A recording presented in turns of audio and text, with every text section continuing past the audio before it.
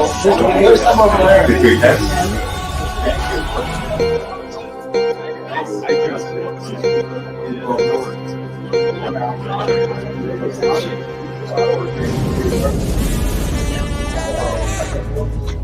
And now, welcome to the Great Cigar and Pipe Show. Presented by Hiram and Solomon Cigars, the Oliva Cigar Family, and the J.C. Newman Cigar Company. Coming to you live from the Corona Cigar Company studios.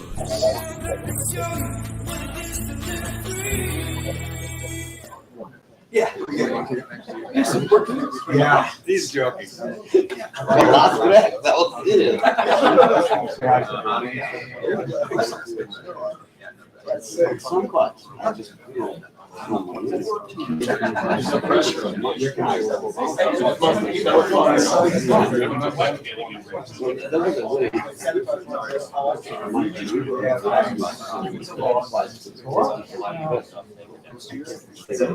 don't know what. Like a 30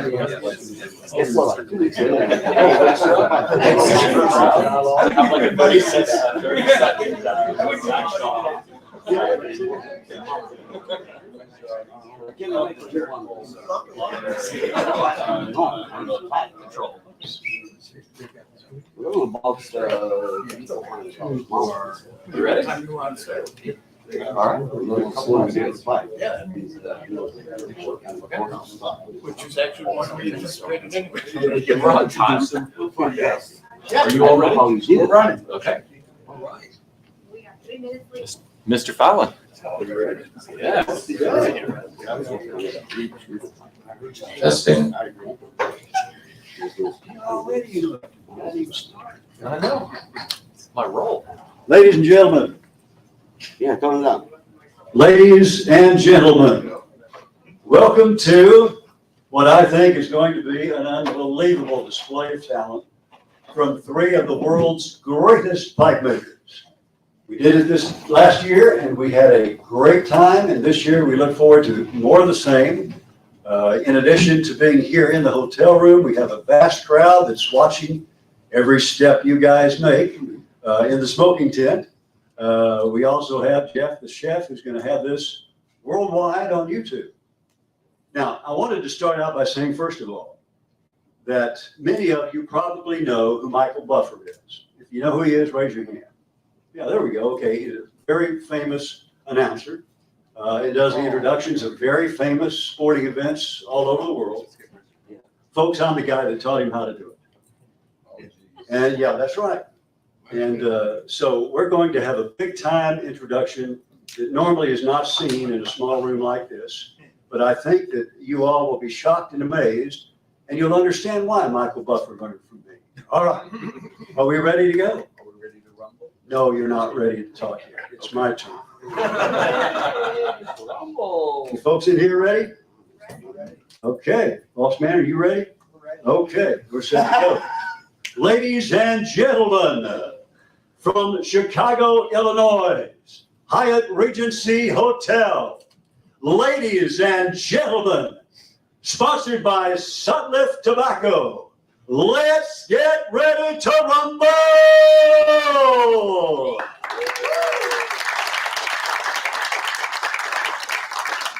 And you know, Mike Buffer never paid me a penny for that. Martin, sit down. It is now Jeff Grachick's time, also an outstanding pipe maker, who has these 3 gentlemen, and he's going to introduce them to you right now. Folks, we are so excited to be doing this second ever Battle of the Briar. We are so excited that you are all here to see this and that these 3 fine pipe makers are here to compete against one another. It is a battle to the dust, I guess. And from Nashville, Tennessee, we have Pete Prevost, Briar Works Pipes, and Pete Prevost Pipes. From Durham, North Carolina, we have David Huber.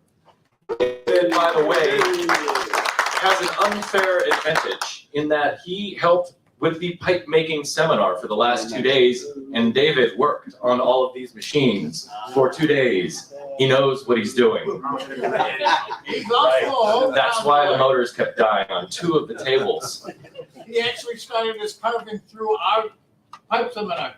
And you're going to get to see what the pipe making seminar can help create. David started his pipe making journey there, and here he is on the big stage now. And I'll take Dirk. Because, last year I had Tommy Ascorti.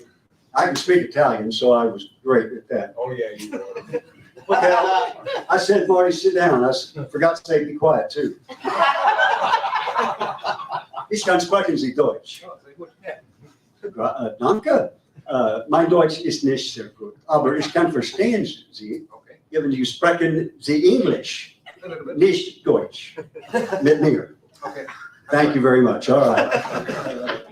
Dirk, tell us about yourself, coming all the way from Germany to participate in this event. In the English. In English? Jeff asked me if I could attend the thing, and I thought maybe working on machines, I don't know, under time pressure, sounds like a good idea, so yeah, I'm here. Well, we are extremely pleased to have you, Thank you. and especially coming all the way from Germany. How about a hand for these cars?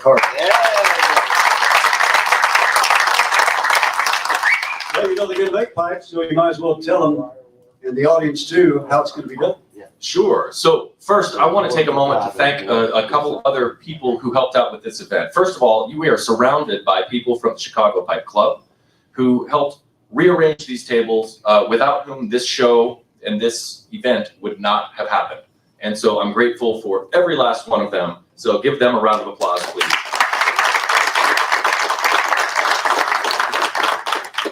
And I also want to thank the supplier of our Briar, Marcus Minitos from a cut above Briar in Greece. Marcus sent us 5 of his finest blocks as a donation to help this event take place. And there was one more. You're asking me, I'm 71 and you're 30? We'll think, we've got an hour, folks. We've got an hour. So let me tell you how this competition is going to go. In a few moments, each of these pipe makers is going to reach into some kind of container and draw a number 1 through 3. After which, we will reveal the 5 blocks of Briar that they can choose from. And they will choose in order 1 through 3 which block they would like to work with. After that time, they will reverse their order and go 3, 2, 1, choosing their workstations. And the reason this is important, first of all, is proximity to a better machine over here that the first one to get there is able to use it. The other thing is one of our motors is slightly more powerful than the other, and that person has a fair advantage. We're giving you an advantage, number 3. So after they've done that, they will go to their workstations, and we will be in a neutral time period. They will have the opportunity to sketch their shape and then go and use the bandsaw to cut out their shape. When they are done, they will place their blocks, their cut-out blocks, on their workbenches and take a seat. When all 3 of them is ready, we will start the timer and they will go. They will have 60 minutes, not a second more, to do every step of making a pipe. So you guys are about to see just how talented these guys are. We hope. Yeah. At the end of the time period, they will deliver their finished pipes to this front table. And the judges will then take the pipes and they have a grading system that they will use to grade, and we will announce this year's winner. Any questions? Who are the judges? And the judges are, thank you, from San Diego, California, Dr. Fred Berger. From here in Chicago, yes? Yeah, well, Harvard. Harvard? Harvard, Illinois. Harvard. He's a Harvard man. Mr. Ted Billmeyer. And all the way from San Francisco, California, Mr. Marty Pulvers. Thank you, gentlemen. And I think that is all we need to say. That's it. Well, like I said, let's get going here. All right. See these guys grab their blocks of wood that they're going to choose. One of last year's competitor competitors, Jared Coles, is going to let them select from his very clean hat. It's Pigpen. That's what we call Jared now. For those of you who weren't here last year, one of the machines that sucks up the briar dust right in front of Jared quit working. Yeah. And Jared collected so much briar dust, we thought a Christmas tree was being decorated. And he was covered. And they decided to call him Pigpen after that. You guys ready? Yeah. Who's number one? Get All after it, right, Derek. pipe makers, let's come see the Briar. Got a reveal. All right, Ta-da! And they're pre-drilled, right, Jeff? I hope so. The question was, are they pre-drilled? And yes, they are. All Yes. 5 briar pre-drilled.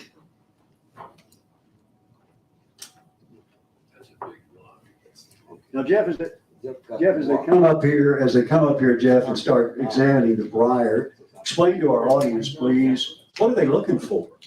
That's a good question. So each of these Briar kits, and we call them kits because, as we said, they've been pre-drilled and assembled with a preformed mouthpiece.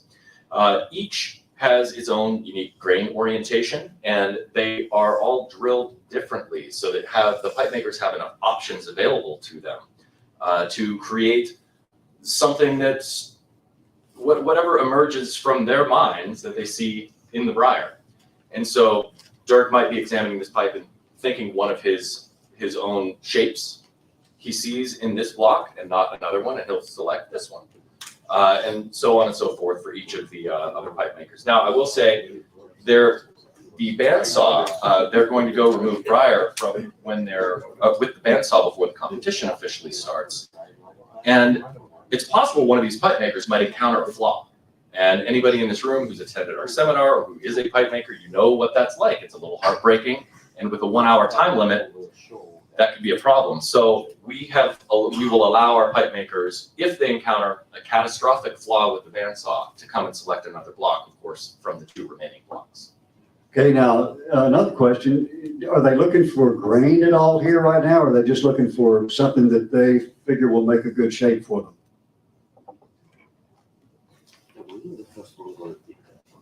Let me ask that question one more time. As they look at the briar, are they just looking for something that they feel like can match a shape they can take care of, or are they also looking for grain? They're looking for both.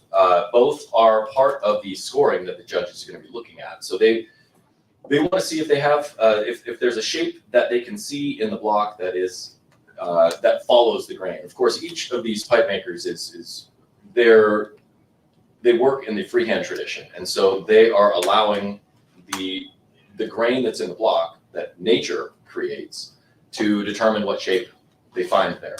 Now, of course, they can do a classic shape if they choose, but a freehand shape might reveal itself to them. Okay, is it harder or easier to make a freehand shape?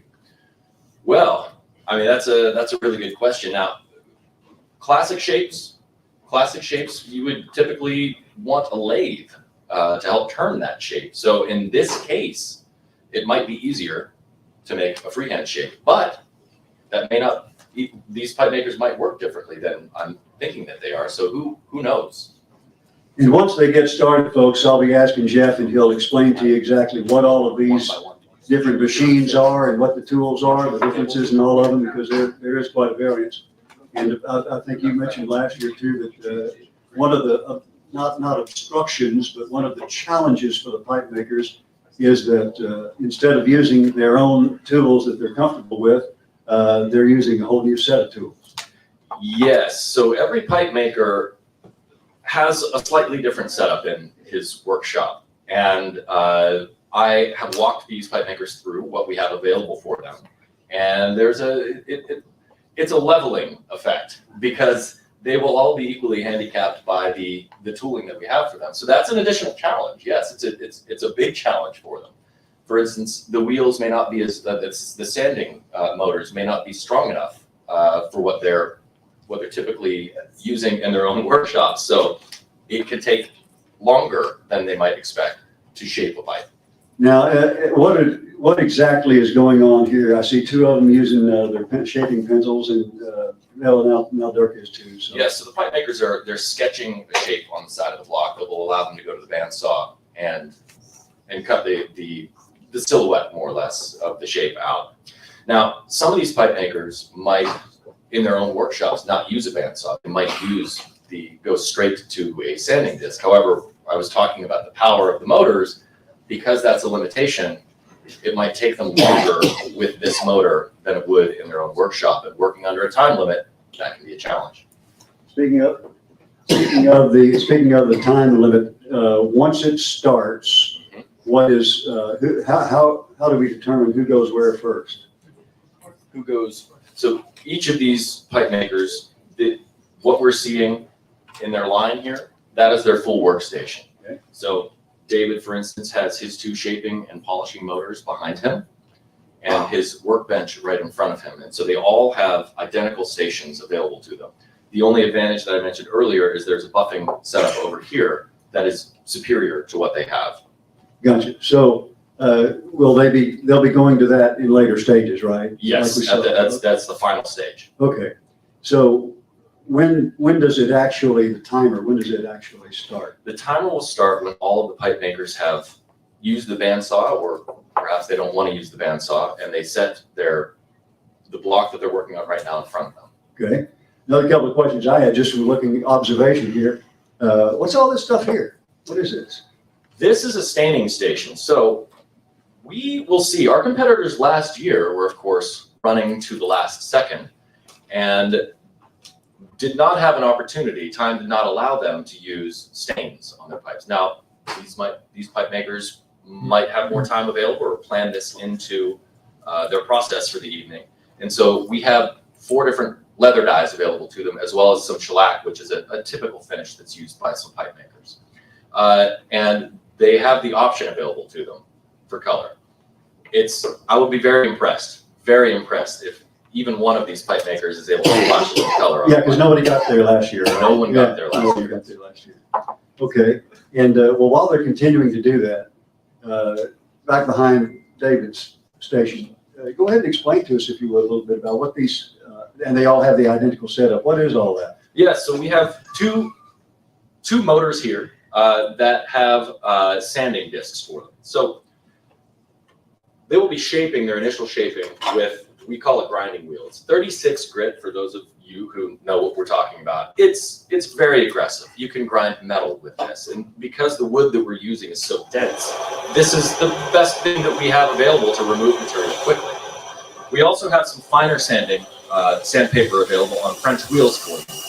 And the second motor can also be set up to, they can set up 2 wheels for sanding, or they can, at a later stage, buff over here. They have 2 buffing wheels. We see the Dirk's getting underway first. You can explain a little bit about what he's doing. So Dirk is cutting out the shape. Oh, that's a nice looking shape. You guys will all see soon. Dirk is now cutting out the shank of his pipe. Very slowly, because this is in this bandsaw. Pete, tell me about this bandsaw. How do you feel about this bandsaw compared to the one you use in your workshop? I actually have this bandsaw as a backup. It's my old bandsaw. Mine's blue, but I mean it works okay. You can hear how strong the motor is on it. It's not bogging down at all. Would you say your blue bandsaw is any different than the green bandsaw? Does the color affect it? I think it does. Mine doesn't seem to bog down quite this much. There's a possibility, very good possibility, that this bandsaw was used to cut buffing compound before the event. Which would explain the sound that we are hearing right now. Buffing compound is abrasive. We have sanded the teeth off of this blade as another way to slow this competition down for the competitors and the audience. Well, Just make sure everybody knows I had nothing to do with that. Absolutely nothing. The secret here is to make it get tight. You want that good charred wood finish when you get started. You may not need the stains after all. When you, on a serious note, Jeff, when you pipe makers begin the process of making the pipe, of course, they didn't have much time to do it, but under normal circumstances, how long do you examine the blocks and the wood and determine exactly, or do you determine right from the get-go what you want to make? Depends how close your next show is. The closer the show is, the faster you need to move. But typically, we will spend, if I have an order, for instance, I will take a lot of time to find a block because it might be, the order might require some very special grain orientation or size of block. And that can take a while to find. If you have 500-600 blocks, you might look at 400 of them before you find one that is agreeable with the shape you have in mind. And this time you only had 5 to choose from if you were number 1. It's amazing to me how they go so quickly on that bandsaw. Just going to take a break for a moment. I want to let everybody know too that during the course of this competition, so get ready if you so desire, there will be a point where you will be able to get out of your seats and actually go up and take a much closer look at what these 3 fine gentlemen are doing as they make the pipes. As you can tell by the equipment, don't get too close. We don't want you guys to lose any fingers. But you'll have a chance to do that. And also we'll be going through the audience from time to time, give you an opportunity to ask questions. You may see something going on up here. In fact, I know you will. You'll see something I didn't like. And if you have a question, just raise your hand and we'll come to you and let you ask a question, or if you have just a comment. That will also take place here tonight. And we always appreciate the audience helping us out because you guys used last year. You had some great questions to ask. And again, we'll also be coming by just to see what you think about the overall competition here tonight.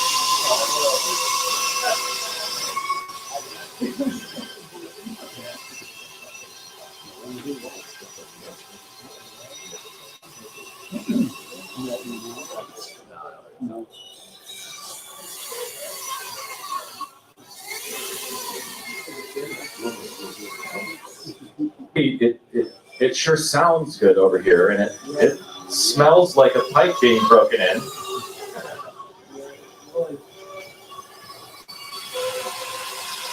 We're almost there. We're almost there. I think we could possibly cut this faster with a piece of rope. We don't, not knowing much about bandsaws, I'm sure some of the other people the same way. I wouldn't know if they're going fast or slow, but as long as they get the job done, that works for me. But you know, now I do see sparks. So what does that mean, Jeff? You've been trying to get a little curve in the. Yeah. But it won't That's the magic. You're seeing pipe making magic in action. I'm telling you, the real sparks there. Are we in any danger here? David has decided he is going to not use the bandsaw. I like to The bandsaw has been less of an advantage than we thought it was this evening. Okay, well then that means we're getting real close to getting started. Tell Doug you need to wait for us a second. Ein Moment, I'm something bitter. Okay, our pipe makers are ready. And we're about to get our timer set.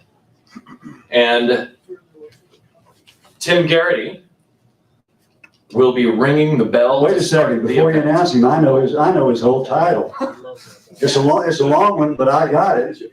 Tim Garrity is the president of the Chicagoland Pipe Collectors Club, ladies and gentlemen. Raise your hands for the big man. All right, Tim, your turn. Just excited to ring the bell like I do in class every day. So class is about to be in session. Competitors, are we ready? Yeah, it goes awesome. Okay. Ready? And the Battle of the Briar has begun. Go, Pete! Woo!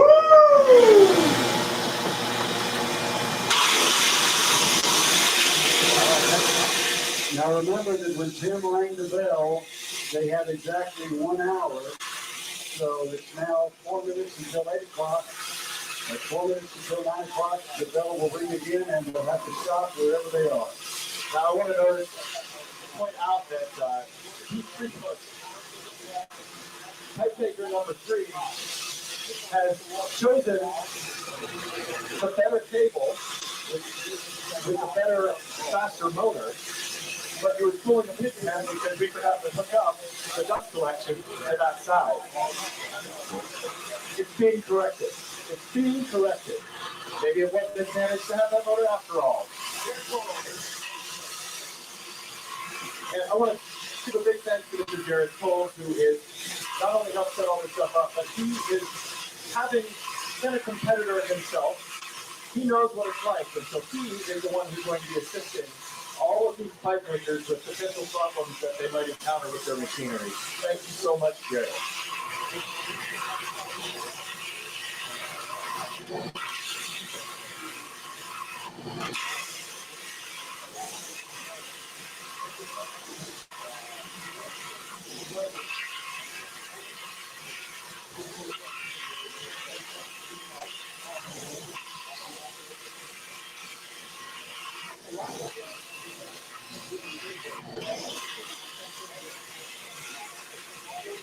Hey Jeff, I know it's pretty loud in here, but can you tell the audience exactly what these gentlemen are doing right now in this early stage of the game?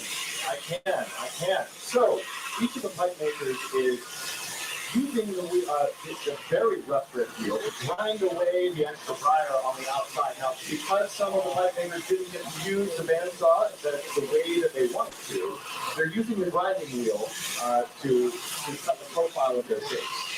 Now, David, it looks like, is making very short work of this block of briar. Even with the weaker pit that he, weaker motor that he has, half of that block that he started with is gone already. You know, that's another, is there any one particular portion of this competition that we need to look for as far as what an individual may be doing that's getting them ahead of the others? Well, it's a little early to make that determination, but I want to point out that conditions of pipe makers take. Every pipe maker has their own workshop set up where their motor is at a particular level. And this is not their workshop, and all of the motors are at the same level.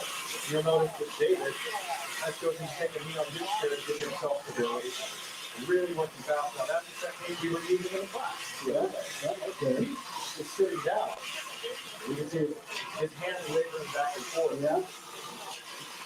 And Dirk is standing up and bracing himself on his legs. Dirk already looks like it's taking shape. Okay. Now, what a lot of people don't quite understand about making pipe is that this, the fun part of making pipe, the shaping of the pipe, is the fastest part. It takes, when you're not in a competition, 15 to 30 minutes usually. And then the rest of your day or 2 days or 3 days is all of the other work. The not so fun part, the handshake, the filing, the throwing the briar away, the pedal fly.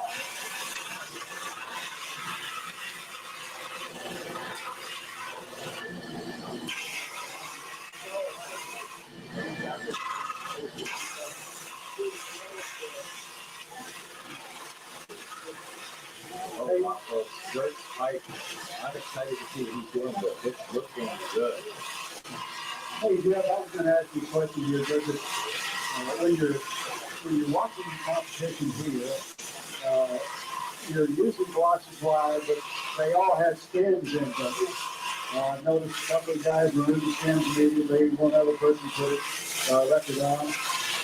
Does that make it more interesting as to how they're gonna work it, or do you sometimes insert stems into blocks of briar just to see if the shape will work for you? So the reason these pipe makers have taken the mouthpieces out of the briar is because they need the room that the mouthpiece takes up extra space as they're working with the disc. Now, for the attendees who have taken or this year took the pipe making seminar, rule number one is do not ever remove the stem from the pipe while you're working on it. But that's because they're beginners. These are professional pipe makers. These fellows mostly are shaping their pipes before they've even made a mouthpiece already. So they're simulating that now.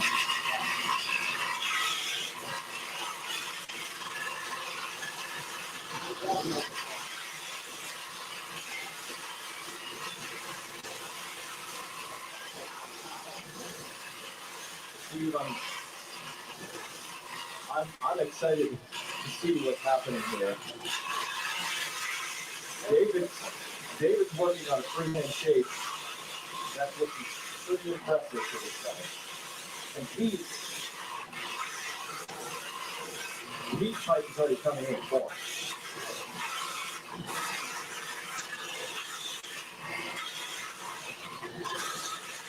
Now, if I'm not mistaken, David Huber has taken a big swing here. I think he's making a fugu blow fish, a cross-cut blow fish. Well, I know he got in a lot of practice before he came, but I'm sure the others did too. But, well, how big of an advantage is that, or is it? How the practice? Yeah, to get the shape as far as that. Well, they wanted to find the shape as quickly as they can, because then they can get the finer grip and the hand shape. I would say we are now 7 minutes into the competition. They want to be moving on to their fine hand shape in the next 3 to 5 minutes. It could be a little longer since we didn't have a dance off. Well, I know that's getting far, three competitors, different paces. Some of and so I just assume that they just come so far that this could be the most difficult part. As an amateur, that's what I would think. It is. It's when you make or break the pipe. This is the most difficult part, but they're all the most difficult part. Now, I want to point something out to the crowd. David, now he is working very fine detail. So just a moment ago, even the strength that he was putting into this shape and watching the muscles in his forearm, you can get a sense of how much effort the strength it takes to make a pipe, and particularly this pipe makers, like these pipe makers, when they're in a home shop, how quickly they're making their strokes, it does not happen much difficult. I can gather that. Before you haven't made a bunch of pipes over the years, you know what it's like. Oh, David has taken the first to get rid of the 36 grit. He is now going to his fine sandpaper. It's really fast. Now explain the changing of the grit and what's the purpose of going to the finer Now he's gone from 36 grit to 120 grit. That is going to let him further refine his shape. But it's also taking the strategy created by the really aggressive grit that he's used before. You're going to start not only seeing more of the shape emerge, but it's going to start looking more like the same pipe here, very short.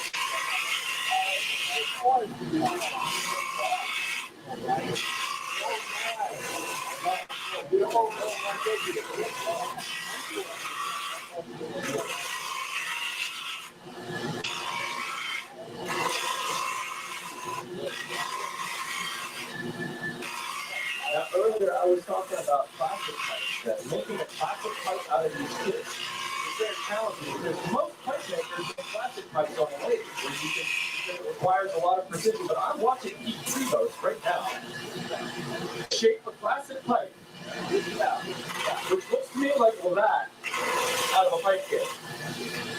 That's impressive, folks. Well, what we're seeing right now, we're under 10 minutes and we're seeing mostly what looks like pipes to me. I want to talk to the three judges here for just a moment while they continue their work. And what are your early thoughts, Judge? Well, as one who makes pipes himself, what do you think about the pace in which they're going? A lot quicker than what I do, much faster. And Marty Colbert, I guess because you played tonight, so you came and joined us. And we sure are glad you did. You're a long time seller of pipes, purveyor of pipes, lover of pipes, and this is your second year as judge too. What do you think about the competition so far? Well, what do I think? I think they're crazy to submit themselves to this kind of insanity because they were doing well before they got here. So I don't know what the benefits will be to them, but I can certainly see if you don't finish first or second, it looks less good for you. Can you imagine, though, having on your resume, Marty, if you win this competition, you can say one of the judges that voted me to the winner was Marty Colby. Now, that right there is worth any amount of money. I have something to say about that because Jeff asked me to come back and judge, and I told him no, and you have plenty of other people who can judge much better than I can, and that's what he said. We know that, and that's why you're coming back and you're going to come back and get it right. Dr. Berger, how about you? That's so far with how far they've come along in their shape. So, I can't wait until they get up here and start doing all the other things that they do and get the thoughts of all three of you. This year. We got another outstanding player. I think everybody knows Alex Florov, and he's here tonight. We're going to get a few words from him as well. See some other pipe makers in the crowd, a couple of other doctors of pipes and masters of pipes. So we got a little time to go, and we'll sort of use it as wisely as we can.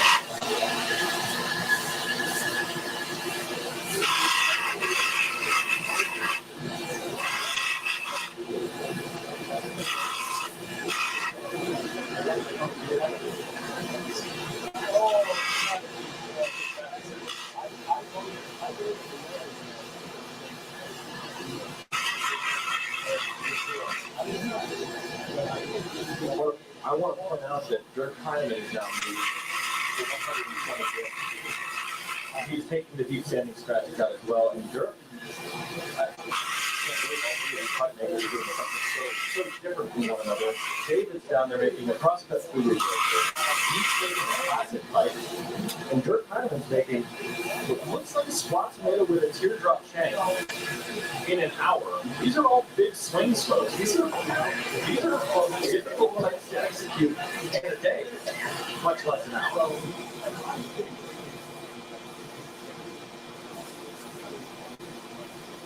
We know it is. What's so amazing to me is they make it look easy what they're doing. Now, though, as you said, David Huber over there, his muscles are all bulgy, trying to use the force he needs. But from over here on our side, it looks like they're just having a good time. And I know they are, but as they work. This may be the kind of good time that they won't realize it's a good time until they're done.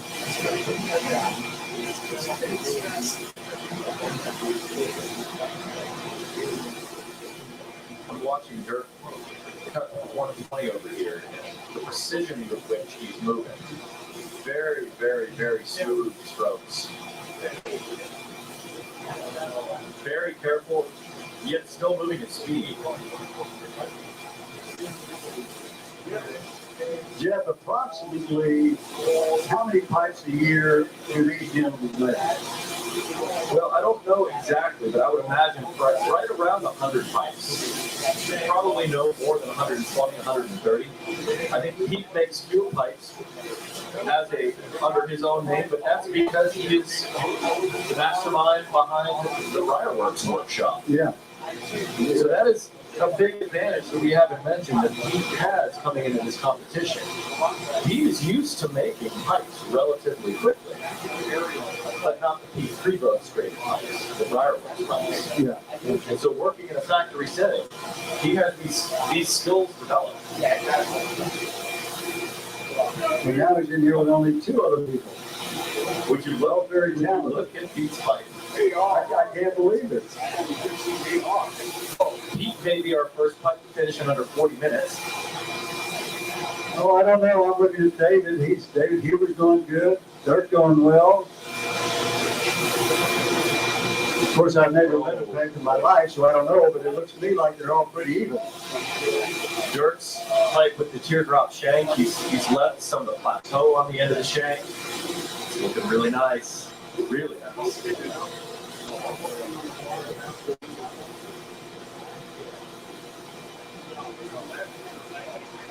David's just looking so calm over here.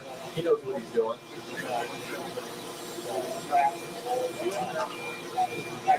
And again, folks, we're going to allow you to ask questions a little bit later on once the music stops over here and they start working on other things.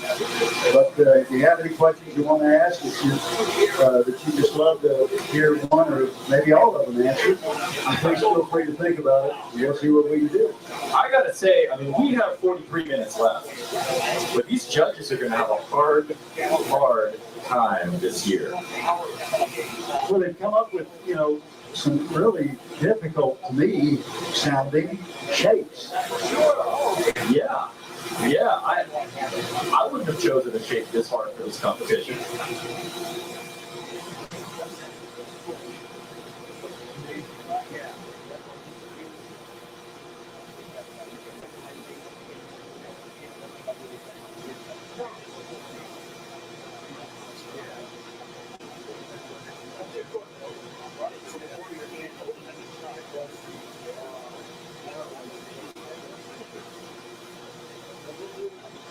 What we're going to do now is stop by each station and have Jeff give us an update.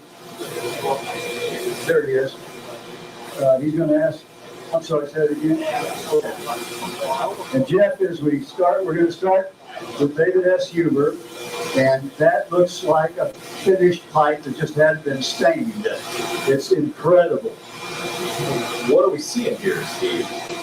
We've got a fugu blowfish, but it's not a crosscut after all. He's taken like the unusual choice of making a straight frame side fugu blowfish. Now, for a pipe maker, do they come to that decision as they go along, right? That's true. Now, he may have had, I don't know what was the process of these pipe makers competing tonight. They may have been home practicing. They may have had ideas in mind, but one of the challenges that is presented to them is that each of the blocks is different. They're not all the same, and the drilling orientation, and you could not make 5 of the same type from the blocks that we gave to them. So they may have had an idea in mind, but none of the blocks were possible to use that idea with. Gotcha. All right, let's go take a look and see what Pete's got going over there.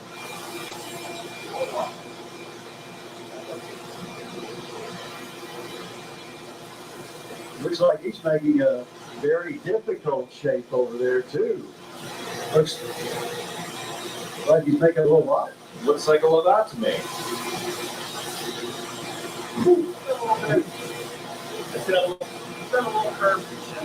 And he's comfortable enough even talking to us. That's how focused he is.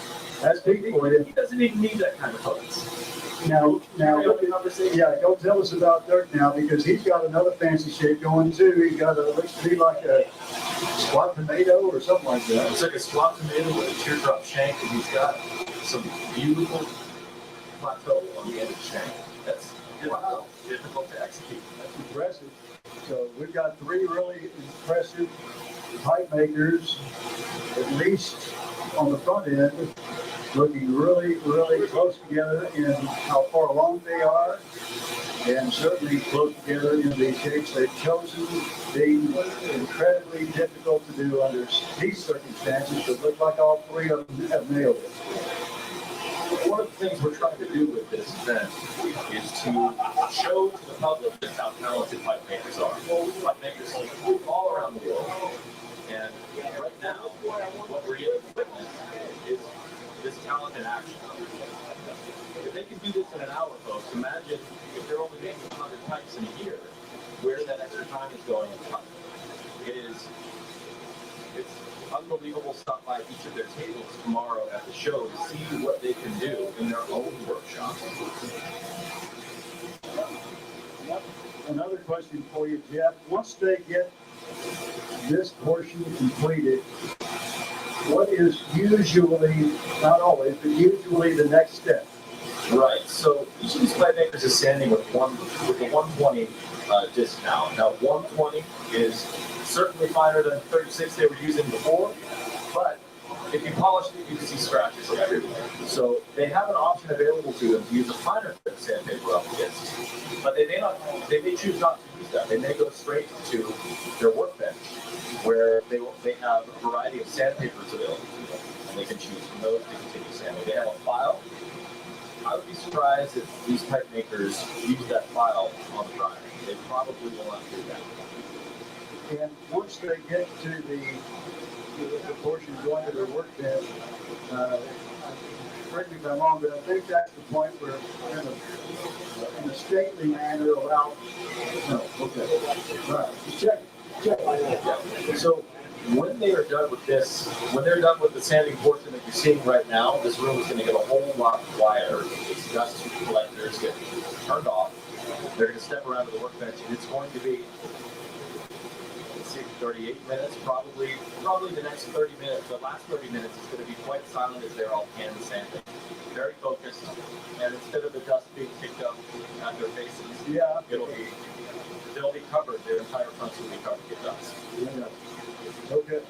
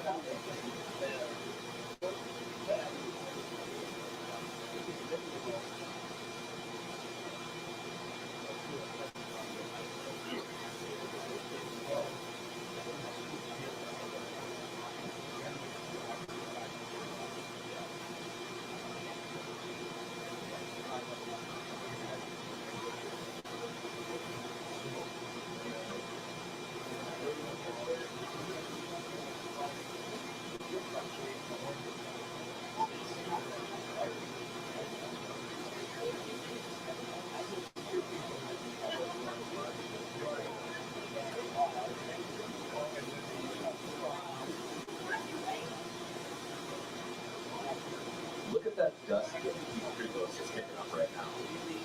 His beard is going to be full of dust afterwards. The machine is working well, but that's what happens in your apartment.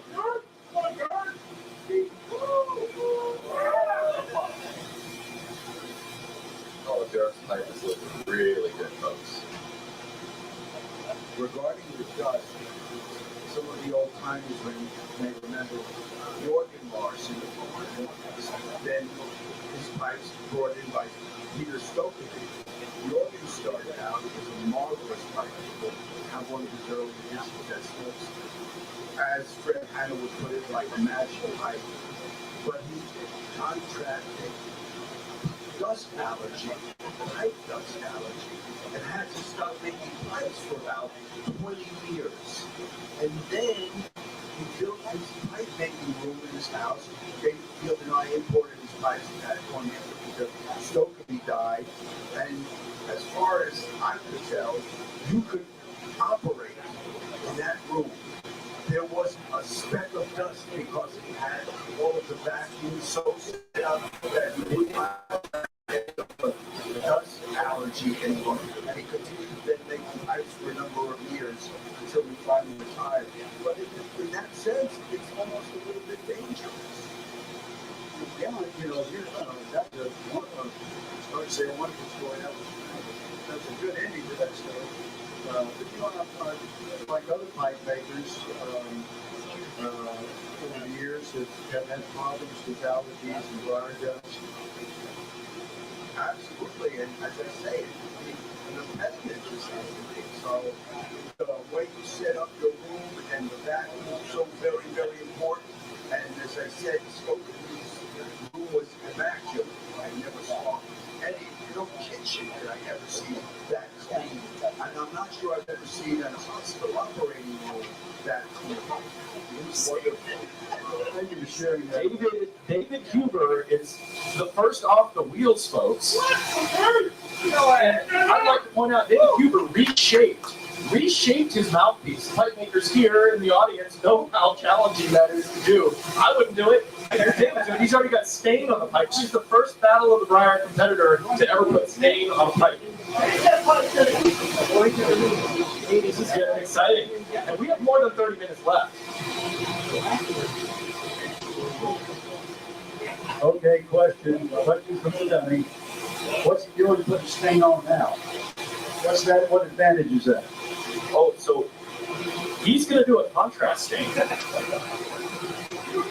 David is now getting ready to start sanding back by hand the stain that he just put on the pipe, and we're going to get a high contrast finish on a Battle of the Briar pipe.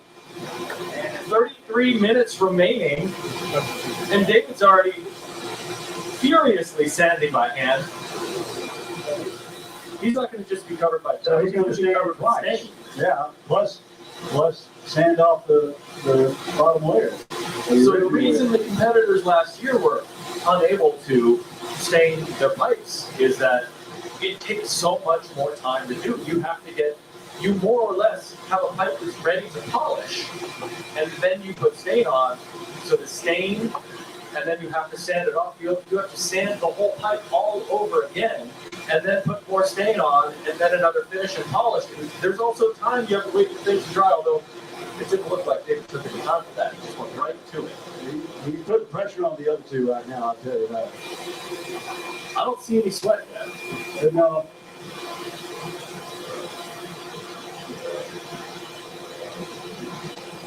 Well, now that it's getting a little quieter in here, I'm going to go around and talk to a few people just to see what their thoughts are. I'm going to ask you for you. Oh, I know this guy, Sykes Wilford, who's the chief cook and bottle washer with SmokingPipes.com. You were here last year, Sykes. What do you think about what you're seeing this year in comparison? These guys are definitely moving faster. I was asking Jeff earlier, right down different. Maybe this is moving more quickly, and it seems like you all did a great job working with it. And they're moving fast.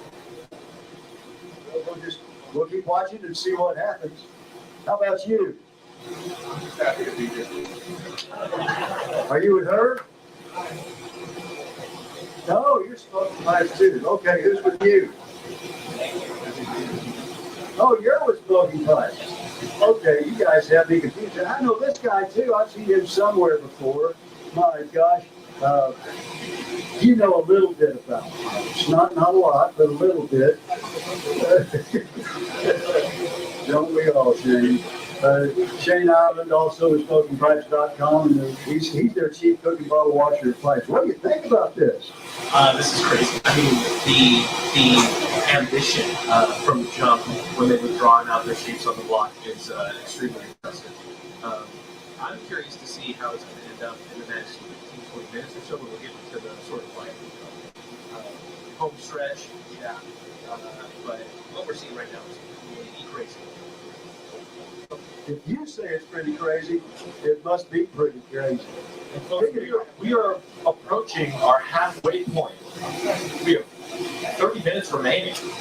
And I want to take a moment, Steve, since we have Mr. Jared Bowles here, who competed last year. Jared, what are your impressions, having been a competitor? What are your thoughts? This is a little crazy. I'm very impressed. This is going to be hopefully not embarrassing to me. That's my main concern.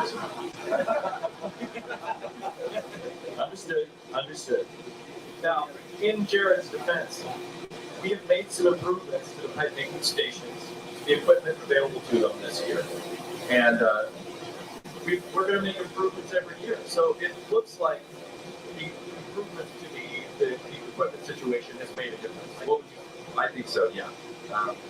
Having 2 motors, having 4 French discs, this whole setup is fantastic. Hope everybody's enjoying the show. I'm really impressed with the whole setup, and I think the equipment is helping with speed a little bit, but obviously they have come there. How do you feel about the dust collection situation? I feel pretty good about this dust collection system. Yeah.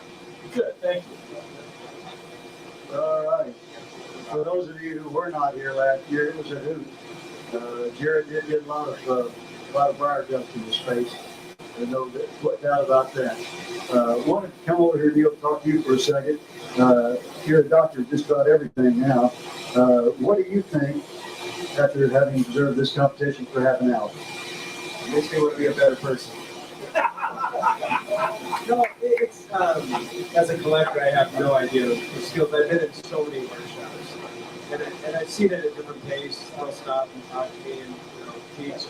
Again, I'm not technical in it, but I'm so impressed with all 3 different. I'm just watching all 3 different shapes come into line. You got a classic, well, not really an athlete over here at my hand, contrast stain. This is exciting. I'm actually just having a good time. This is entertaining. It's wonderful. We're glad to have you here, and we appreciate very much everybody who is in the room. Well, Steve, I want to point out our second pipe maker has stepped away from the motors. Dirk Heinemann is now moving on to hand sanding with 27 minutes and 40 seconds remaining.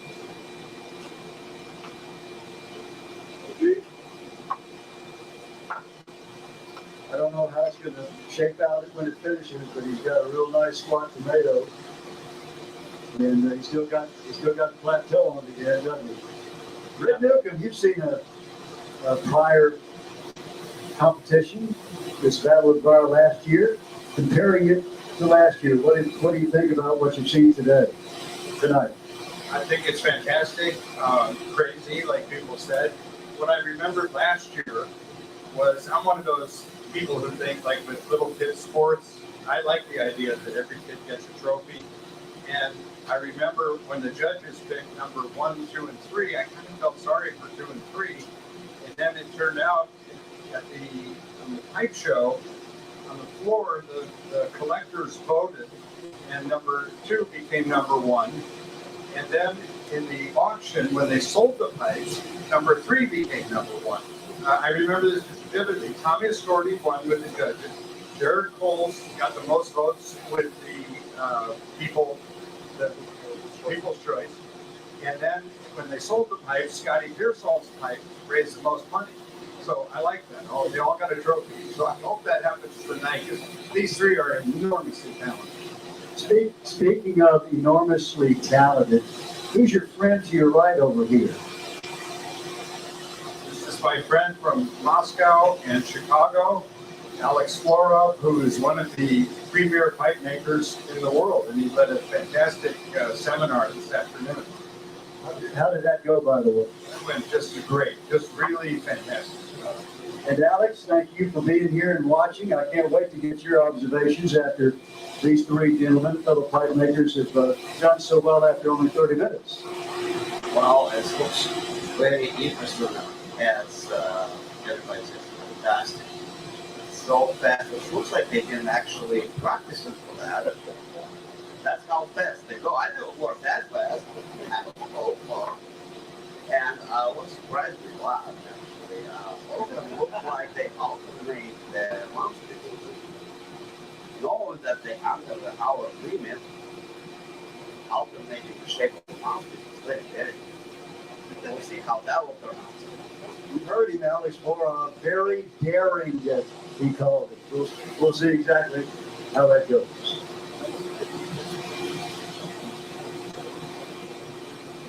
I don't know why I should feel so surprised, but I was watching Rico's work over here, and I think he's made a perfectly round shank and perfectly straight shank without a lathe.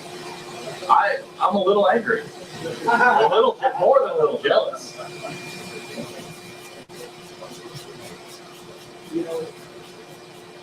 Jeff, I want you to elaborate a little bit more on that, because I feel like if I hear you say something that I don't understand, maybe some of the other pipe makers won't either. What is a lathe? That's a good question, Steve. A lathe is a tool that just about every pipe maker in the world keeps in the workshop. It is a device that you use to hold the briar, and it turns circles, more or less turns circles. So every plastic pipe in the world, well, except until today, is made on a lathe because you can turn a perfect circle. But apparently, Pete is a lathe. and a big pin too. Ladies and gentlemen, I want to introduce you to our last year's champion of the first annual Battle of the Briar. He's back with us again this year. And I have practiced on my Italian, but not well enough to go into Italian. No problem. You have to come in Italy for practice in a good way. Tommy won last year. And Tommy, you've been watching the competition. Tell us what you think about what you've seen. Staying this side is amazing. So congratulations, guys, because I know it's not easy, and you have fun, you enjoy, but competition is a competition. So keep pushing and think about what you are making, and good luck to everybody. And Tommy Ascorti, of course, makes wonderful pipes. Cavernetto, how's that business going?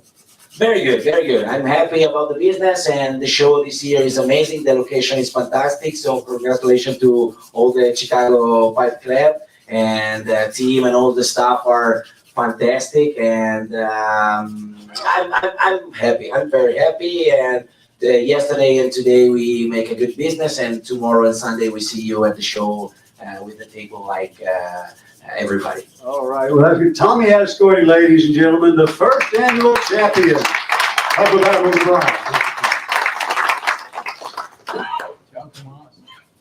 Oh, ciao. Hey, Tommaso, it's better be on that side, right? Yeah. It's better be on that side. Yes, yes. Yeah, more excitement. Way better. If you missed it, Alex Flora said to Tommy, I bet you're a little more excited being on this side instead of where those carvers are this year, and he totally agreed.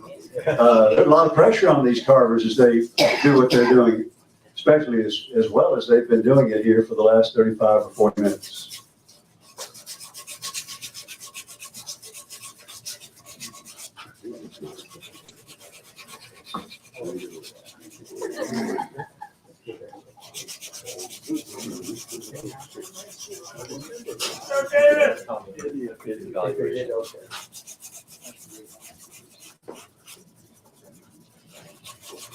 Steve, we're coming in, approaching the final third of this competition. We are approaching 20 minutes remaining.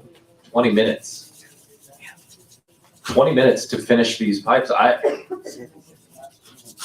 don't know. It looked like we were making fast progress, and it certainly has gotten quiet in here, but 20 minutes is not that much time. Lots of pressure on these folks, no question about it.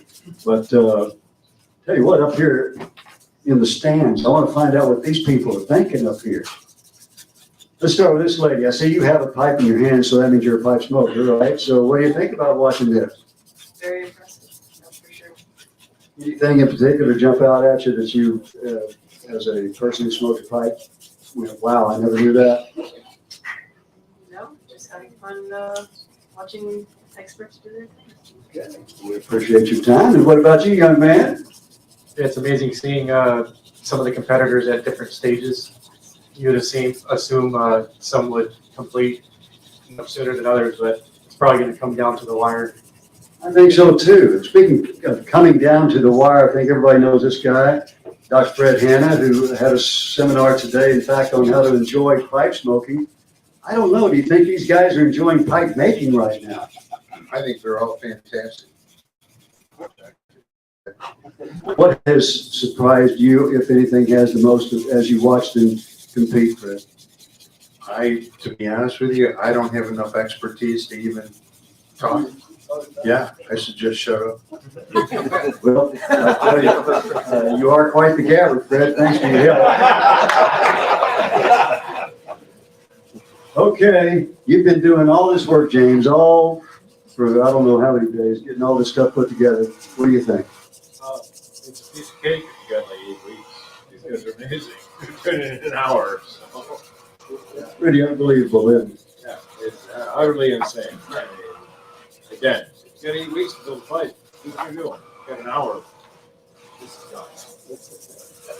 I want to point out that David Huber's polishing his mouthpiece right now. David is the first to the polishing wheel.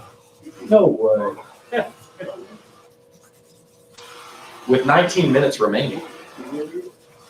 He's going to be smoking this pipe I've got an idle thought. before the time is up. I've got an idle thought. Last year was so difficult. It was the very first year. And it took how many hundreds of years for somebody to climb Everest the first time? But once that was done, once that barrier was broken, it's almost like casual mountain climbers can go up there now. I'm exaggerating. But maybe there's some similarity between breaking that barrier there and breaking the barrier as they did last year for Tommaso and Jared and Scotty. That's an excellent point because I know that these pipe makers have had an opportunity, since that was on video and on YouTube and all that, to see what's going on. And as Jeff said, the equipment's better this year. So who knows what will happen next year? You may be sitting there smoking a pipe that was made in 20 minutes. We shall see. Now, Steve, David has polished his mouthpiece with the first grit. It's a more aggressive compound, and now he is heating up his mouthpiece with a heat gun so he can bend it. Now, most of these pipe makers are used to using ebonite. Ebonite and bends differently than the material they're using today, which is acrylic. So it's going to be a challenge for them because when you overheat vulcanite, you can sand out the problems. When you overheat acrylic, it melts, it drips. And so David is now bending his mouthpiece. Don't break it. So they're going to be a little more cautious as they shape it. Do they get to the point where they're easy to mold at about the same time, or is one quicker than the other? Well, vulcanite slowly becomes warm enough to bend. Acrylic is hard until it's melted. So it's not hard, it's not soft enough to bend, and then it's all at once soft enough to bend. Wow. So it's have to be very, very careful, especially if you are not accustomed to working with it, like these pipe makers may not be. Just another challenge for pipe makers. I got you. Another day at the office for all of them, right? David is now applying shellac to his pipe. He's applying his finish. Have you seen how perfect the shape is over here?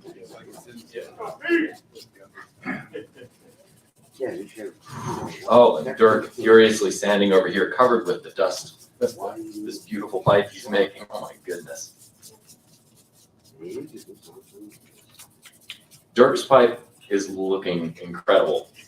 This squat tomato, all of the facets are nearly gone. I think we're going to have 3 competitors make it over the finish line again this year, but the question is who's first? You might have a few records set too. Yeah. Got another question, Jeff. Dirk's got the peg there in the doohickey. That's the official. Yeah, that's what I thought. It was a doohickey. It looked like a doohickey to me. Is that Texan? What's it? Yeah, it's Texan, by the way. But what is that? What does he use that for? So the pipe makers put that the dowel that's in there is sized to fit in the chamber of the pipe, so they can it can hold their pipe for them.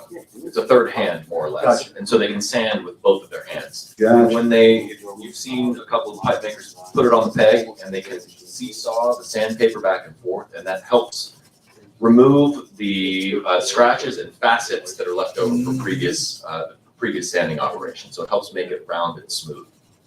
Now, when they sand pipes, that's of course a little different than what is going on with sand blasting. But when you see a pipe, and like I pick up one of your pipes, by the way, just super glossy and smooth. How long does it take to, under normal circumstances, get done what these gentlemen are doing? Certainly less time than that, or more time than this. Much more time than this. The final sanding process can take hours, all day. Depends on the complexity of the shape, of course. And so I mentioned earlier that the fastest part is the rough sanding at the beginning, and the slowest part, which is usually probably 80–90% of the time that's invested in pipe making, is the fine sanding. But these pipe makers are off the wheels in 15, or off the grinding wheel in 15 to 20 minutes. Well, that's 70 or 25% of their time already. So they're already losing time. Losing time. All right, now Jeff, I want you to help me here. I'll let you answer the questions. Okay. But I wanted to see if we have anybody in the audience that would like to ask a question, because I know there's a lot of stuff I didn't cover. But if you have a question, I'll just, I see somebody raise their hand. Were you gonna raise your hand? No, just scratching, okay. If anybody wants to ask a question, now's the time to do it, because I've got the microphone, so does Jeff. And I do want to point out, we are under 14 minutes remaining. Pete is now polishing his pipe. Tim had a question. Oh, okay, good. Tim had a question. Let me get over to him. Jeff, Yes, sir. why lucite over vulcanite? Pardon? Why would go with lucite or an acrylic over vulcanite? For the competition? Yeah. Because it's easier to work with. In many cases, depending on the level of the scratches, these pipe makers won't need to do very much sanding at all of the acrylic before they polish it. Vulcanite, on the other hand, it requires a lot more sanding. And so we wanted to make that portion of the pipe making easier for them.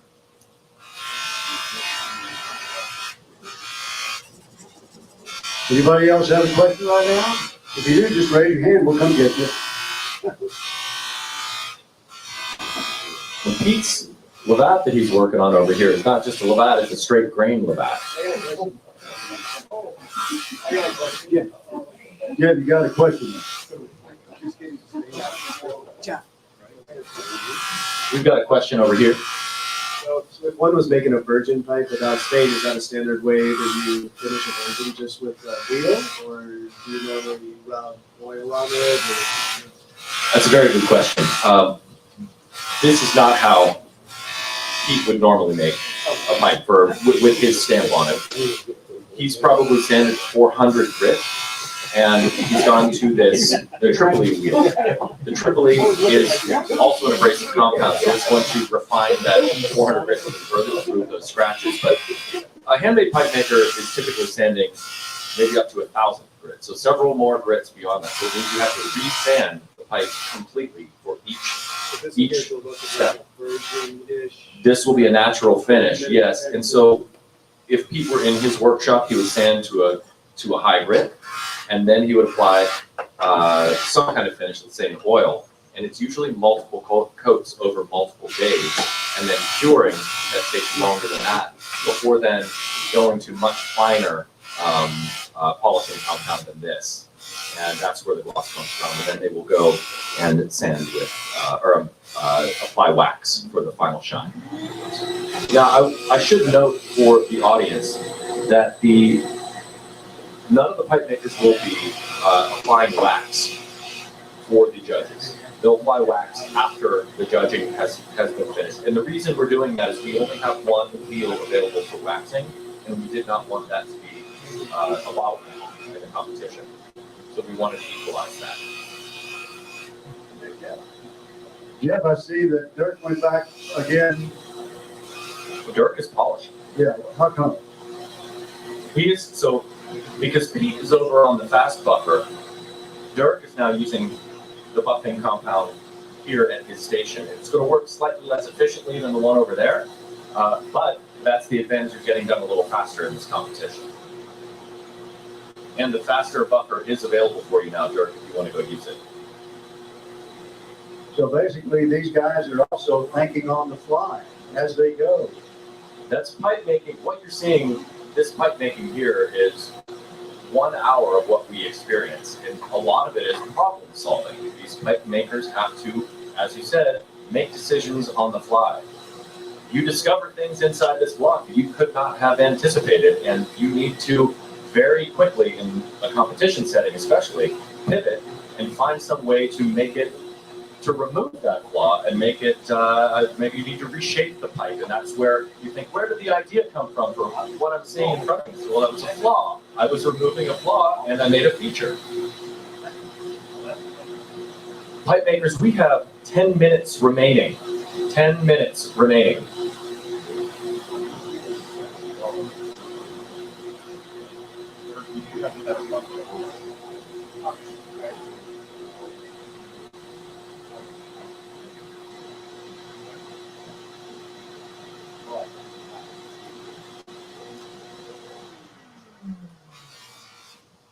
Pete has now finished bending his mouthpiece. David is applying more finish. I am really excited to see what these folks lay on that table in front. This is so, so impressive.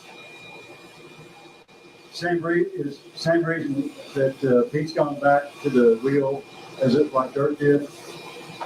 I know. Yep. What's Pete doing? I saw that. That's just Judges, I'll get used to it. I will say, I think Steve and I have the easier job. And again, we're grateful for your contribution and, you know. I quit. Sorry, Marty. Close the doors, please. Marty Pulvers is not allowed to leave before we have his score sheets. How do you not, how do you take one photo that you? Wait a second, nobody can hear you, Marty.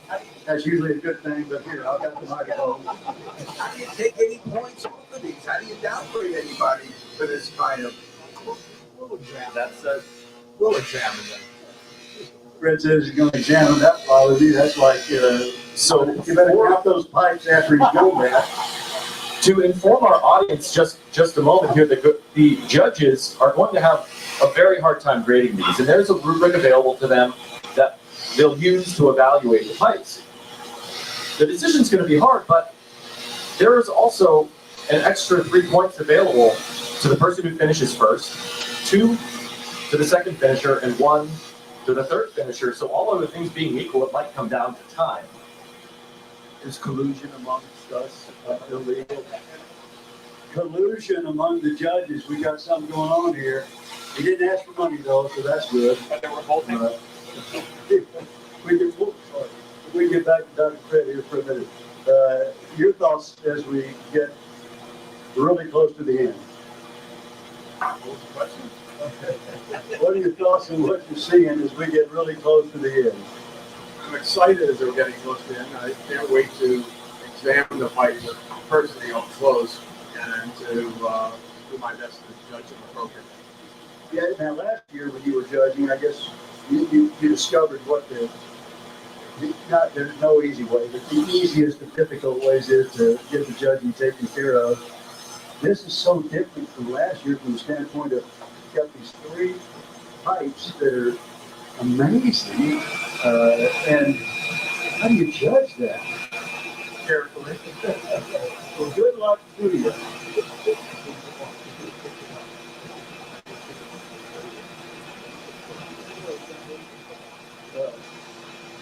Marty, Would you look at this with 6 minutes remaining? Our pipe makers are nearly done. Marty just said, look at that. You know, he was just in shock at how far along you were. You know, and with the speed with which these pipe makers are working, I expected to see a pipe or a mouthpiece fly across the room, and it hasn't happened yet. I believe we should ask the show staff about this, but they chose this room for the carpeting, so it would bounce and not scratch. I hope. We do have that advantage though. But it hasn't happened. Yet. They're pros. They are pros. Yeah, I guess that's a hazard of his job. So, let's go back to Dr. Fred Berger again, one of our judges. Let it know it's 5 minutes. Good idea. We're down to 5 minutes and 14 seconds. 5 minutes, 14 seconds, contestants. We got 5 minutes to go. This is the really fun part because they're each still working. They each still have 5 minutes. They've done an incredible job so far. Don't know if anyone's going to turn in a pipe before the 5 minute mark is up. But at the end of 5 minutes, all three of them will turn in their pipes. Then the judges will move to their scoring table with the pipes. And then comes the period of time where it takes whatever the amount, and let them have all the time they need, for the most part, for our judges to make their decision as to who finished first, who finished second, and who finished third. And I personally would not ever take that job.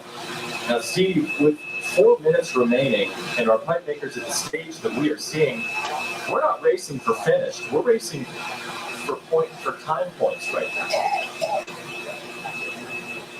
And I'll point out to the audience that I don't recall if I said it earlier, but the pipes will be waxed after they are judged by the judges, and they'll be available after the awards are given out for all of you in the audience to come up and see. The only thing is we're going to, before we do that, we're going to allow the pipe makers just a couple minutes to come over and put wax on the pipe so they'll be prettier for you. Oh no. David Huber finished his pipe at 3 minutes and 23 seconds. And his mouthpiece broke when he put it on the table.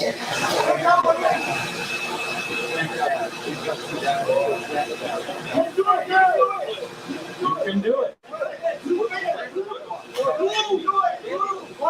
Super glue.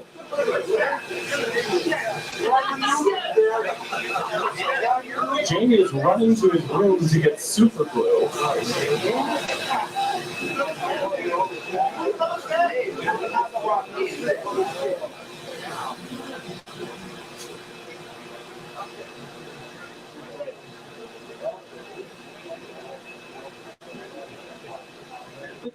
David's going to make another mouthpiece in 2 minutes and 30 seconds. While one of our assistants extracts the broken portion.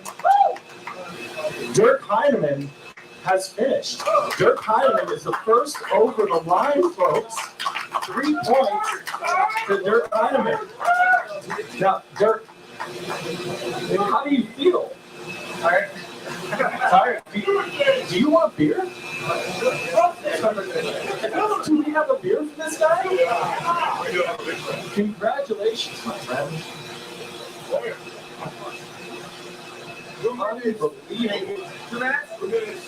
David has 2 minutes for Dirk. 2 minutes, folks. 1 minute and 47 seconds. Pete Prevost is just polishing his pipe. Let's see if he's done. Pete Prevost is second across the line, folks. We have 1 minute and 30 seconds. 1 minute and 25 seconds now. Do we have?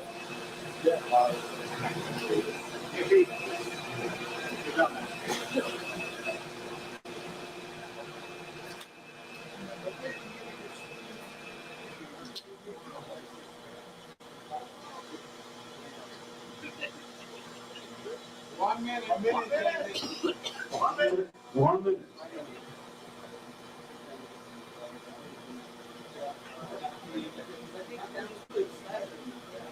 Folks, we're going to need a countdown. We're at 50 seconds. I think with 10 remaining, if the room would start counting down.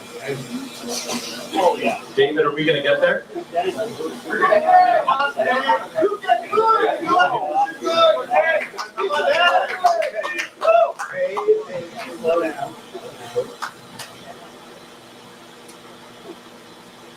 $25 seconds. 20 seconds. 15 seconds. 10, 9, 8, 7, 6, 5, 4, 3, 2, 1.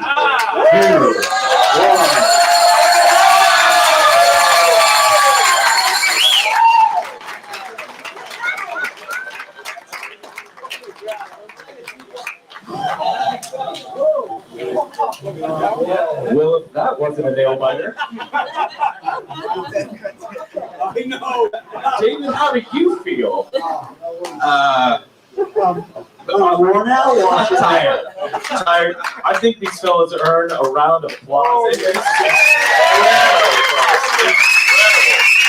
have one more thing to say.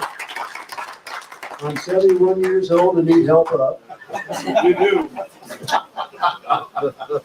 Why these two people? And by the way, who picked out your shoes for you? I like them. They're nice. I like those. All right, well, with the 3 pipes completed, judges, Yes. Let's go. please come over to the judging table, Dave. and the pipes will be delivered. Slowly. No suggestions.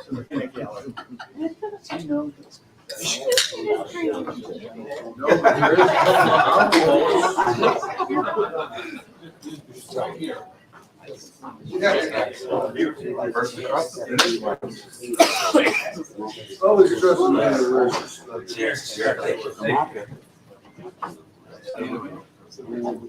Ladies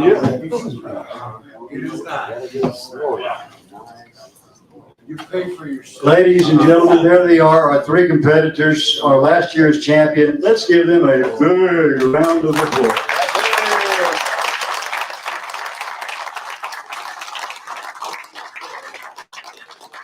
It's now up to the judges. Tommy was so worn out watching, he's drinking too. Go, Tommy! Yeah, thanks for everybody.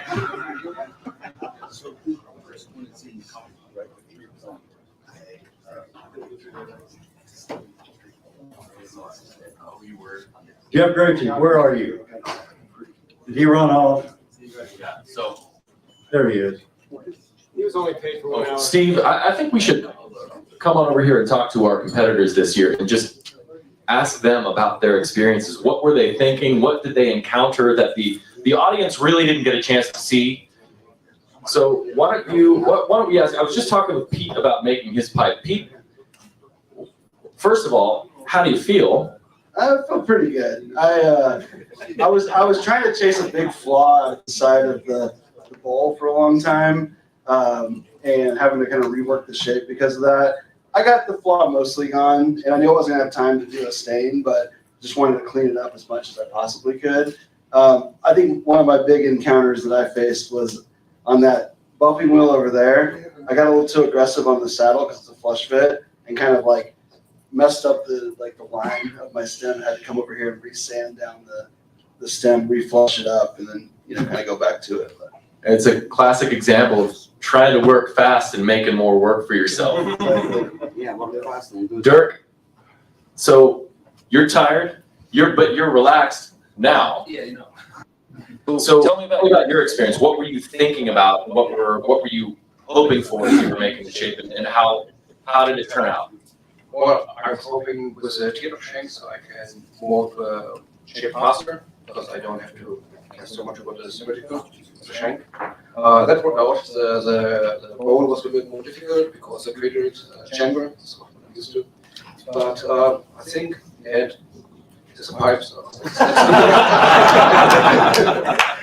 Hey, I've got to hear you. I've got to hear you ask David S. Huber, because I think I was unconscious when this happened over here, but I want to hear all about that. Well, David,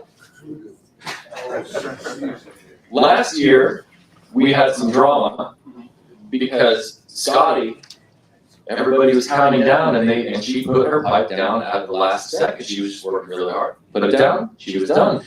You were the first and then the last. Let's talk about that. Yeah, I felt really good about getting over the finish line, and I was a little bit over exuberant and put the pipe down a little too hard. If I had just stayed relaxed instead of on the table, I would have finished first. So I'm a little bit disappointed that I didn't have that presence at that moment, but I am happy that despite that, with the help of the crew running the show here, that was able to get another mouthpiece ready and fit and bent in the couple of minutes that we have remaining, and was still able to. So you didn't plan the drama. Well, you know, I don't want to reveal any secrets. Well, we appreciate you for it. But don't ever do that again. Well done. All together too. Yeah, Whatever he did to raise the drama needle, it worked. It worked. So I'm going to ask last year's competitors together. So now, having seen this year's exciting conclusion, what are your thoughts? You know, I'm pretty satisfied with getting across the finish line last year. At all, yeah. What happened this night teach me one thing. When you feel 100% under control, you know something can happen. So also last year, I remember I finished few minutes before the time, and I was completely relaxed, maybe smiling and joking with you, but you have to be careful because everything can happen. So I'm happy that last year was last year and this year we are. Cheers for that.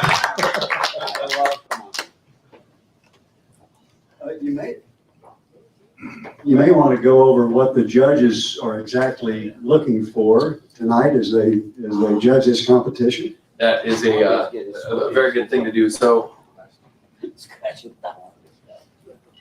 the judges are evaluating four different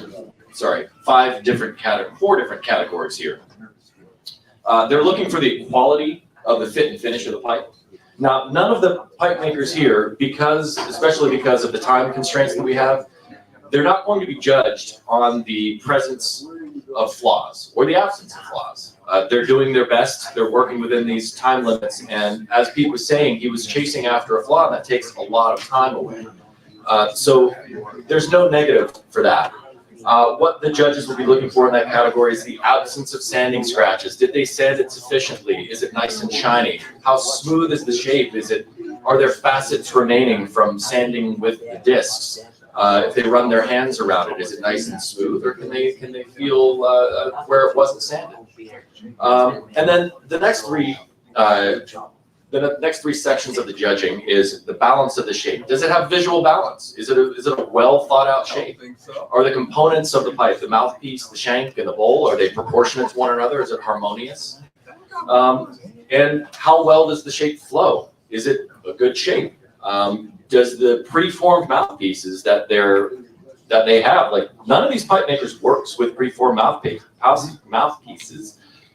They are hand making their mouthpieces and are composing the whole shape with a mouthpiece idea in mind. So they're working outside of their normal way of working here with these materials.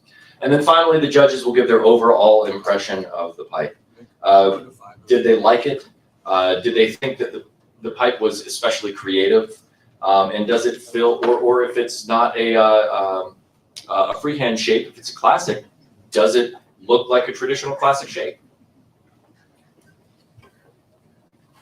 So it looks like the judges are approaching the end of their judging period. I'm glad to see you sitting down too. My back hurts, and I wasn't competing. My everything hurts. So there. But boy, what you got to lay down. Yeah, I did. I took a nap. It was really exciting, especially toward the end. You know, that's I think seriously, David Huber showed all of us what it's like never to quit. I would have Yes. A lesser pipe maker would have just given up, but not David. No. Not David. I mean, we were talking about earlier when we were looking at some of the work that pipe makers were doing, that sometimes the Briar introduces problems, nature introduces problems with flaws into your work.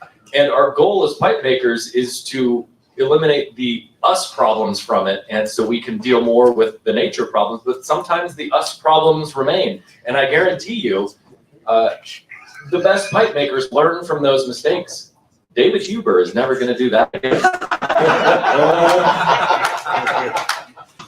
Well, he can run pretty fast too, by the way. So impressed. Like the focus, the intensity, 2.5 minutes. 2.5 minutes. It took Jared and me 2.5 minutes to remove the broken part of the pipe from his pipe. And David made a whole mouthpiece in that amount of time. You got it done. A real pro. A real pro. Rick Newcomb wanted to speak. I just wanted to say I watched as Jeff tried to pull the tenon out, and Jared is holding it, and he would pull, and then the tenon didn't move. He would pull, the tenon didn't move. And I was looking at the clock, each time. They were down to like, I think, 20 seconds. Yeah. When it finally. They were down to 4 seconds when it came out. 4 seconds. 4 seconds. So it was incredible to sitting here. I was worried that David was gonna be standing there with the stem ready to go. Say that again, what else? I just said I was worried for David that he was gonna have the stem ready and be standing there while they're still trying to like pull the rubber team out. That would have been really sad. But it was a very entertaining portion of the program, and we appreciate it. Big hand there.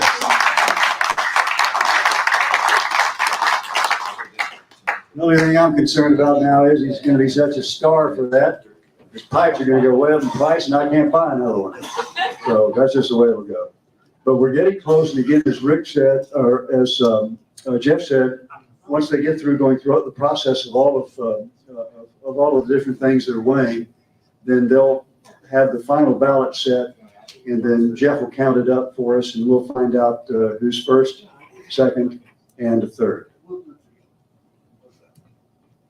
Once the judges are done here, Hassan and Jeff are going to count it up. And Hot night.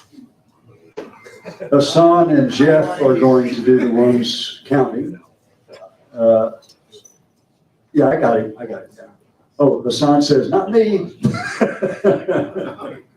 But anyway, we're getting them counted here, and just maybe, are they getting close there, Jeff? they're very close. Very close. All right.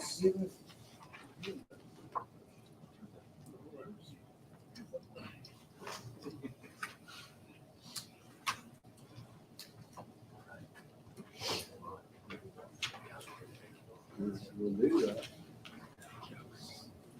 As they continue to count, I just have to ask the pipe makers.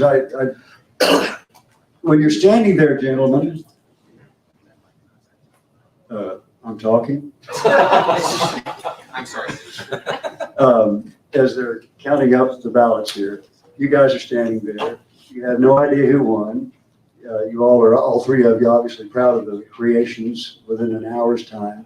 But I'm sitting here thinking, well, if they can do this in an hour, are they thinking that they can churn out pipes like this from now on at that speed? What do you think, David?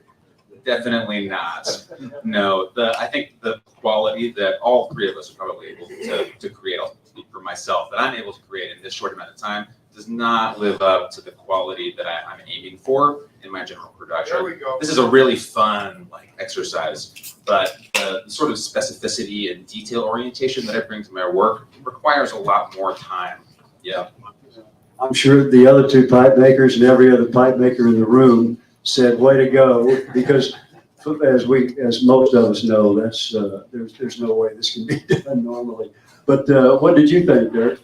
What David said perfectly, like you can't really do the same in the workshop because it's totally different and want better quality. So yeah, it's fun, but I wouldn't do it again. But David won't either. How about you, young man? I don't know what these guys are talking about. It's easy. No, I mean, for real though, that's like, there's so many things about that I'm like, I gotta move on to the next step. I would like to spend more time, and that's the thing is like when you're making a normal pipe, you're not on a time crunch. So I can sit there and I can study what I've done so far, the shape, and I can correct things, I can change things, little minor adjustments that like I just wasn't gonna have the time to mess with today. Well, plus all you guys were working with brand new machinery that you've never used before too, for the most part. So that was a lot of fun watching you folks. I got to tell you, the people out in the smoking tent, I'm sure all of them the same way, just thrilled and excited to watch the competition. I know all the people here were. I really think. Well, Steve, I also have some questions for the pipe makers as a pipe maker myself. So what did you think of the machine setup compared to what you would do at home, and how did that change what you were doing? That was like the biggest thing about that. That was the biggest challenge was, even just like having these straight on, not at an angle, having, things that are going to block your hands and your pipe from being able to really like shape the way you normally do. And just using wheels that aren't the same wheels that you use at home every day. There's little things like that I feel like are the huge challenge of this. And I think that if we were all doing this in our own home shops, like it would still be a rushed pipe, but you would maybe have a few things about it that you would feel more comfortable with in the end. Dirk, how about you? Yeah, the same, especially the position of the disc is totally different than my workshop at home. So yeah, to hold the pipe, to get to certain parts of the pipe to shape it, like the transition from shank to gold, stuff like that. That was really the most big challenge. And I have also like different machines I use for the piping process I don't have here. This was also like a big challenge. The angle of the motors is a huge thing, and David and I have been working with and teaching the pipe making seminar for the last few days, and that's, as someone who has worked with these machines myself for a number of years, that's also something. So, well, this isn't how I would do it, but we're going to use what we have, and that's part of the spectacle we wanted to set up for you all. Is this is what we have, and let's see what these folks can do with what is presented to them. Not only the blocks, but also the workshop. So David, your thoughts? Yeah, I mean, I think having a little bit of experience with this setup this week did give me a little bit of an edge. I kind of knew what to expect in terms of what the motors should do and things, but it did require a lot of compensation in a way that it wouldn't at home. At home, I've got my motor set up in a way that really works well for me. It's comfortable. It's not a problem to work with. Here, like you saw me standing with a knee on a chair, leaning into, I would never do that at home, right? Like it would be much easier, much more comfortable. I'd have a different motor, different speeds. Everything would be in a certain place where I knew where it was and what it was. When I got over to the sanding table, I knew what the sandpapers were, but I also wasn't certain which pile was which sometimes. And so I had to sort of guess and check, and that's lost time, Right. Yeah. So having things not be in the place that I prefer them to be, like they are at home, really changes the whole process. Right. Yeah. Right. Yep. Yeah. No. Good thoughts. Good thoughts. And it's, I my hat's off. Well, I don't have a hat, but my appreciation for all three of you guys and your ability to work with what we gave you to create what these judges have been looking at. It's really, really impressive. So thank you all. Thank you all. So the pipe makers are now going to take their pipes and they're going to wax them, and then we'll set them up front. We'll present the awards, and then you will all be able to see them. What's their reward? They can go home. The reward is that they are allowed to go sell their real pipes tomorrow. The real pipes. By the way, we're down to the counting now. The judges have completed their scorecards, and Jeff's going to read out the winners.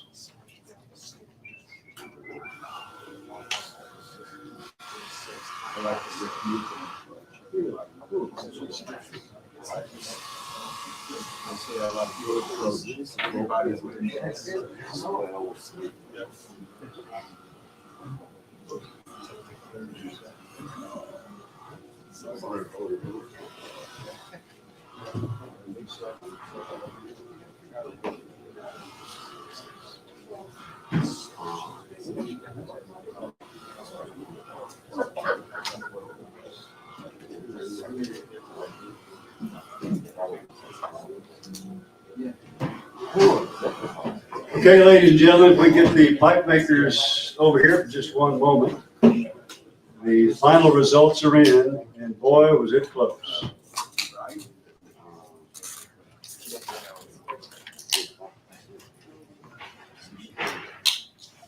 All right, we've got Tim Garrity here to present the plaques. Ladies and gentlemen, the winner of the second annual Battle of the Briar, sponsored by Sutliff Tobacco, is the same kind of person we had as the winner last year, a foreigner. Ladies and gentlemen, Dirk Heidemann.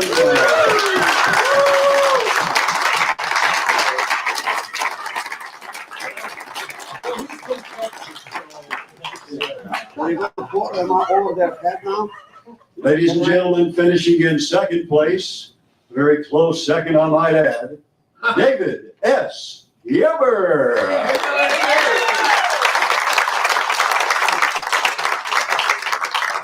And finishing by 1 point in third place, Pete Primos. Congratulations, folks.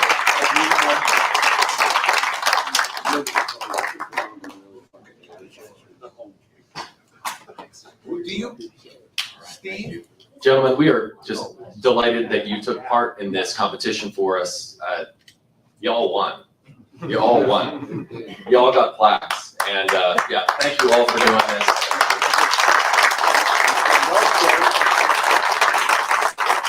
Wanted to make sure that we had an official congratulations from our president of the Chicagoland Pipe Club, Tim Garrity.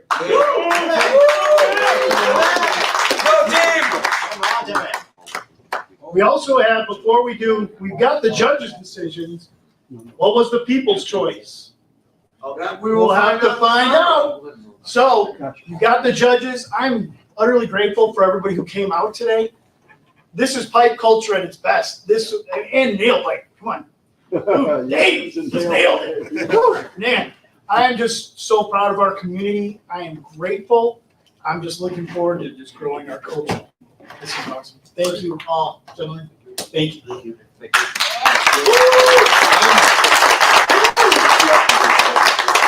Go back to where they were. And, in the meantime, what we're going to do is let you all come up. Once they start the buffing process, you can actually see the pipes up close. So once each one of them finishes buffing, you know, set their pipes down, and you guys are free to come up and take a look at it. And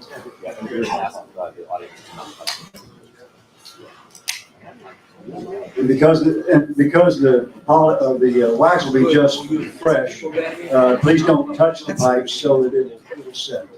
What I've been told by professional pipe makers.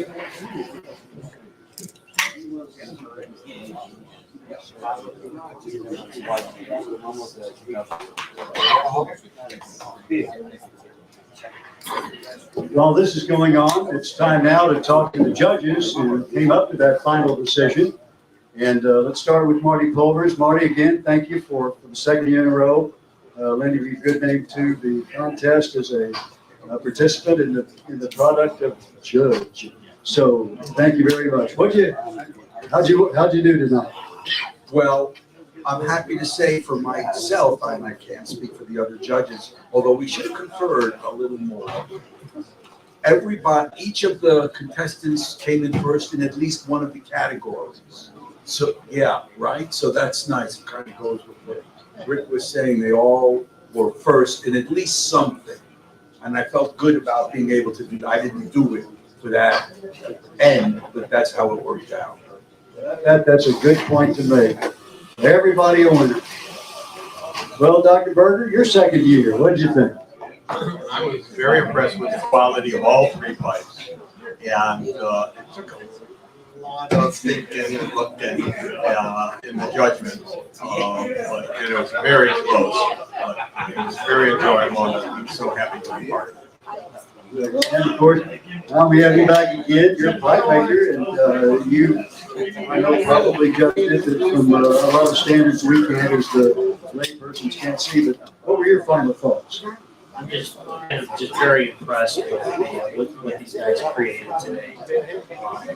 What I'm impressed with most is the diversity in the shapes that we had over last year. Last year, everybody kind of stayed in the classic. Look back. Yeah, it's so nice to see, different shapes and the work that they put in. Amazing job. It's to me, for the second year in a row, but all three of them, finishing right at about the same. Exactly. Again, it's one of those things where races about the fight.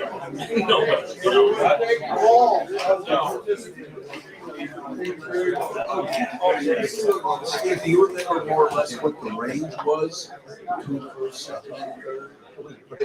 Yeah, there was only 1 point between second and third. Hey, that's it, you guys. So, Thank you very much for coming. Especially the story. Thank you.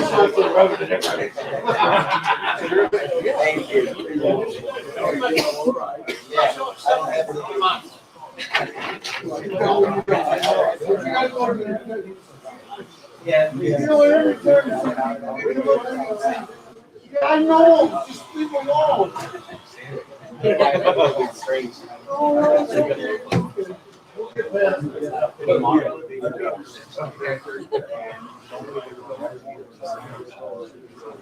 Well, that's pretty exciting too. Like every year, the background. Good thing. I was like,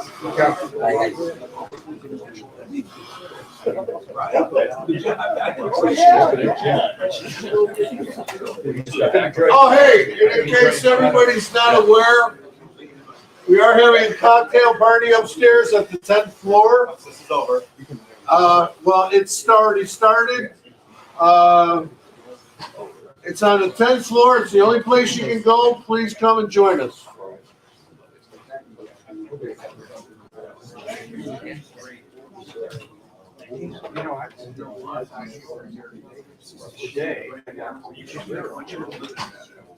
How much of a market?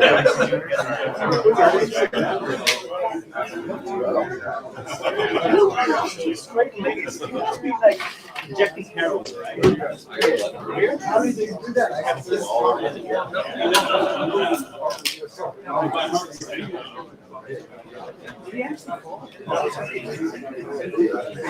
Oh, okay.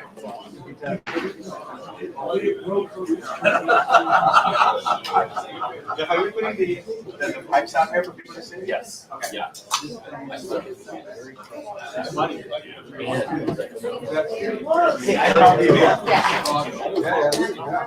Just watching you.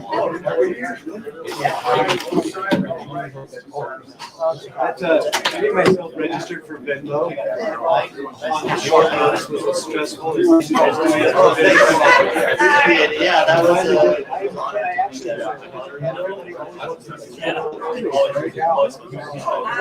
Now you don't ever need to change. All right.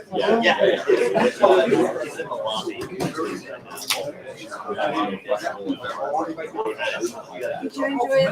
Hey, Steve. Better with- As usual, great welcome. No, but you cracked me up. Yeah, well, when you hit the floor. But you know what? I looked at Dave and I said, it may not have been intentional, and I know it wasn't. But I tell you what, that really added up.